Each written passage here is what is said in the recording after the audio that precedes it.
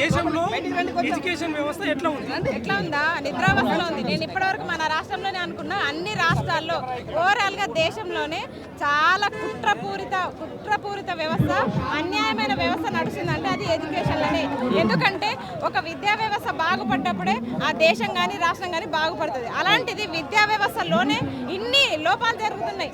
అసలు neat exam, net exam, ఏదైనా NTA నిర్వహించే ఏ ఎగ్జామ్ అయినా మొత్తం అవకతవకలే. ఎన్టీఏ నిర్వహించే ఎగ్జామ్లో నెట్ ఎగ్జామ్ కూడా 2 సార్లు నేను రాసిన తర్వాత కూడా 2 సార్లు లీకేజ్ అయ్యి 2 సార్లు ఇచ్చేసారు. ఎక్కడ ఉన్న ప్రొఫెసర్స్ వాళ్ళ యూనివర్సిటీ పిల్లలకి పేపర్లు లీక్ చేసి వాళ్ళకి ఎన్టీఏ నెట్లో వాళ్ళకి మంచి స్కోర్ వచ్చేటట్టు చేస్తున్నారు, జేఆర్ఎఫ్లో వచ్చేటట్టు చేస్తున్నారు. బయట ఎవరైతే అఫిడవిట్ కాలేజ్లో, పీజీ కాలేజ్లో చదివే పిల్లలు దీనివల్ల లాస్ అవుతున్నారు. వాళ్ళకేమో ఫెలోషిప్లు వచ్చి డాక్టరేట్లు పొంది వాళ్ళు ప్రొఫెసర్లుగా రికమెండేషన్ల మీద సెట్ అయిపోతున్నారు. కానీ నిజంగా నిరుపేద విద్యార్థి ఎవరైతే కష్టపడి చదువుకుంటున్నారో, యూనివర్సిటీ కాకుండా బయట అఫిడవిట్ కాలేజ్లో సబ్ క్యాంపస్లో చదువుకుంటున్నారో వాళ్ళు లాస్ అయిపోతున్నారు. ఇవి చెప్పే ప్రయత్నం చేద్దామన్నా అసలు దేశంలోనే ఇంత నిర్వీర్యం జరుగుతుంటే విద్యా వ్యవస్థ ఇంకెట్లా బాగుపడుతుంది? అసలు నిజంగా ఈ కాక్రోచ్లు అనేటోళ్ళు దేశవ్యాప్తంగా కూడా బయటికి రావాలి, అందరూ కూడా ప్రశ్నించాలి విద్యా వ్యవస్థ పైన అని చెప్పేసి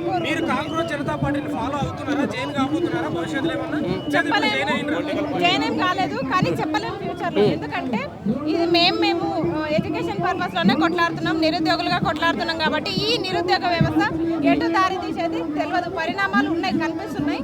ఎందుకంటే ఈ రోజు ధర్నా చౌక్ దద్దరిల్లుతుంది. చాలా మంది దేశం వెలిగిపోతా ఉందని పాలకులు చెప్తా ఉన్నారు. మీరు ఎందుకు ప్రొటెస్ట్ చేస్తా ఉన్నారు? ఎందుకు చేయదు? ఎక్కడ వెలిగిపోతుంది? ఎక్కడ మీ అవినీతిలో వెలిగిపోతుంది? కనీసం ఒక నిరుపేద విద్యార్థి చదువుకోవాలంటే లక్షల ఫీజులు వసూలు చేస్తున్నారు. ఈరోజు విద్యా వ్యవస్థ బాగుపడాలంటే ఉచిత విద్యనివ్వండి. ఉచిత విద్యనిచ్చినప్పుడే కదా మేము బాగుపడతాము. ఉచిత విద్య లేదు, ఇప్పటికీ లేదు. మేము డబ్బులు కట్టే విద్యని కొనుక్కుంటున్నాం. ఇప్పటికీ సర్టిఫికెట్ల కోసం, ఉద్యోగాల కోసం ఉద్యోగాలు కూడా కొనుక్కునే పరిస్థితి ఉంది. కాబట్టి విద్య వెలుగుతుంది అనే సూత్రాలు చెప్పకండి. అధర్మ ప్రసాద్ గారు, మీ పోరాటం మనువాదం మీదనా అంబేద్కర్ వాదం మీద? ఇదిగోండి, మేము చెప్తున్నాం కదా, వీళ్ళు అంబేద్కరిజాన్ని కావాలని వీళ్ళు భ్రష్టు పట్టిస్తున్నారు. రాజ్యాంగం చేతిలో పట్టుకుంటున్నారు. కుడి చేత్తో రాజ్యాంగం పట్టుకొని ఎడమ చేత్తో అవినీతి పాలు చేస్తున్నారు. ఇది చేస్తున్నారు. ఫస్ట్ పట్టుకున్న రాజ్యాంగాన్ని ఎవరైనా సరే చదివి మీరు దాన్ని ఇంప్లిమెంట్ చేయండి. అంతే తప్ప చేతిలో రాజ్యాంగం పట్టుకుంటారు, అసెంబ్లీలో పట్టుకుంటారు, ఎక్కడైనా పట్టుకుంటారు, బయటకు వచ్చి మళ్ళీ చేసే తప్పులు చేస్తున్నారు.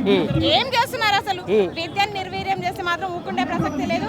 ఈ జంజి బ్యాచ్ నిద్రపోతలేరు. జంజి బ్యాచ్ అందరు నిద్రలేరు. జై శ్రీరామ్ అంటే దేశభక్త, జై భీమ్ అంటే దేశభక్త. జై భీమ్ అంటేనే దేశభక్తి.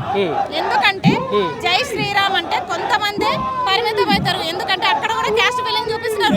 ఇప్పుడు నేను ఒక ముస్లిం అయినా జై శ్రీరామ్ అని కూడా అంటా కానీ ఒప్పుకుంటారా? నాకు లేని భేదం మీకెందుకు కనిపిస్తుంది? నేను స్కార్ఫ్ కప్పుకున్నంత మాత్రాన నన్ను పాకిస్తాన్ వెళ్ళిపో అనే ధైర్యం మీకు ఎక్కడిది? నేను భారతదేశంలో పుట్టినా, నేను భారతదేశంలో పెరిగినా. మీరు బయటకు వచ్చి కొట్లాడట్లే, కానీ అందరి కోసం మేము కొట్లాడుతున్నాం. అలాంటిదే నన్ను పాకిస్తాన్ అని ఎట్లా అంటారు? జై శ్రీరామ్ అనే దమ్ము నాకుంది. మీరు స్వీకరిస్తారా? ఆ దమ్ము మీకుందా? నేను జై శ్రీరామ్ అన్నా అది కూడా నాటకం కిందికేసి మీరేదో అపోహలు పెట్టిస్తారు. అంబేద్కర్ ని అందరూ మానవ దృక్పథంలో దేవుడుగానే కొలుస్తారు. నేను కూడా కొలుస్తా. మరి అంబేద్కర్ ని కొలిసే మీరు జై శ్రీరామ్ అన్నప్పుడు ఎందుకు యాక్సెప్ట్ చేయరు? మాకు దేవుళ్ళైనా అంబేద్కర్ అయినా వేరు కాదు. మేము అందరినీ సమాన దృష్టితోనే చూస్తాము. అది హిందూ దేవుడా, ముస్లిం దేవుడా పక్కన పెడితే మాకందరు సమానం. జనతా పార్టీని ఫాలో అవుతున్న వాళ్ళు విదేశీయులు చాలా మంది ఉన్నారు అని కొన్ని కంట్రీల పేరు చెప్తున్నారు. ఫాలో అవుతున్నారు. మిలియన్స్ ఫాలోవర్స్ ఉన్నారు. ఈ రోజు సోషల్ మీడియానే ఇంత అతలాకుతలం చేసింది. కుట్ర అని ఏం కాదు. ఎందుకంటే ఒక మనిషి ఫస్ట్ చిన్న స్టేజ్ నుంచే స్టార్ట్ అవుతారు. ఆయన వచ్చిన సోషల్ మీడియా ప్లాట్ఫామ్ అలాంటిది. ఆమ్ ఆద్మీ పార్టీ నుంచి వచ్చిరని చెప్తున్నారు. నేను యాక్సెప్ట్ చేస్తా. కానీ మాకు కూడా ఆ సందేహంలో ఇన్ని రోజులు ఆగినాం. కానీ ఇన్ని రోజులు సోషల్ మీడియాకే పరిమితమైన కాక్రోచ్ జనతా పార్టీ ఈ రోజు మొత్తం అన్ని రాష్ట్రాల పరంగా ఫిజికల్ గా కూడా వ్యాపించింది. ఈ రోజు అందరు కూడా వచ్చి డైరెక్ట్ గానే పాల్గొనేటట్టు ఈ ధర్నా చౌక్లు కూడా నిండిపోతున్నాయి. కాక్రోచ్ జనతా పార్టీ ప్రజల్లో కూడా వ్యాపిస్తుంది. అంటే ప్రభుత్వానికి సంబంధించిన సిద్ధాంతాలను మీరు వ్యతిరేకిస్తున్నారా, లేకుంటే వ్యవస్థను వ్యతిరేకిస్తున్నారా? ఎవరిని? ప్రభుత్వానికి సంబంధించిన సిద్ధాంతాలను వ్యతిరేకిస్తున్నారా, వ్యవస్థనే వ్యతిరేకిస్తున్నారా? నేను వ్యవస్థనే వ్యతిరేకిస్తున్నా. ఎందుకంటే ఏ పార్టీ వచ్చినా వ్యవస్థ మారట్లేదు. ఏ పార్టీ వచ్చినా వాళ్ళు మమ్మల్ని ఇబ్బందులు పెడతా ఉన్నారు. మమ్మల్ని విద్యార్థుల్ని ఇట్లా నడి రోడ్డు మీద నిలబెడుతున్నారు. మేము ఈ రోజు ధర్నా చౌక్ లో ఇంతమంది నిలబడ్డాం కదా, ఈ నిలబడ్డ విద్యార్థులందరూ కూడా రేపు మీకు భవిష్యత్తుని నిర్ణయించబోతున్నారు. గుర్తుపెట్టుకోండి.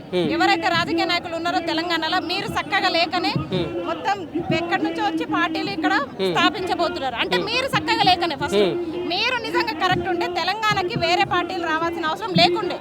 ఈ రోజు వేరే ఎక్కడనో దేశవ్యాప్తంగా ఒక సోషల్ మీడియా ప్లాట్ఫామ్ పరంగా వచ్చిన కాంగ్రెస్ జనతా పార్టీ వస్తుందంటే అది మీ అసహనతం, మీ చేతగాని తరమే.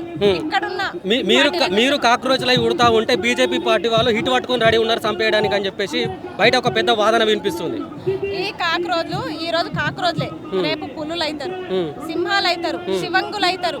పట్టుకో ఎంతమందిని పట్టుకుంటావు? ఒక్క కాక్రోజ్ అంటే హిట్ కొట్టి ఆపుతావు. ఆ హిట్ ఎంతసేపు ఉంటుంది? ఆ మంద అయిపోయేంత వరకే కొడతావు. కానీ కాక్రోజ్లు తక్కువ లేరు కదా, 10-20 లేవు. దేశవ్యాప్తంగా మిలియన్స్ ఉన్నాయి. నీ మిలియన్స్ ఫాలోవర్స్ కి నువ్వు ఒక్క హిట్ కొడితే చచ్చిపోతారా? హిట్ అనేది మత్తునే కలిగిస్తుంది, చంపేయలేదు. అది కూడా గుర్తుపెట్టు. భయపెడుతున్నారా ప్రభుత్వాలను? భయపెడుతున్నాం కాదు, చూస్తున్నాం కదా.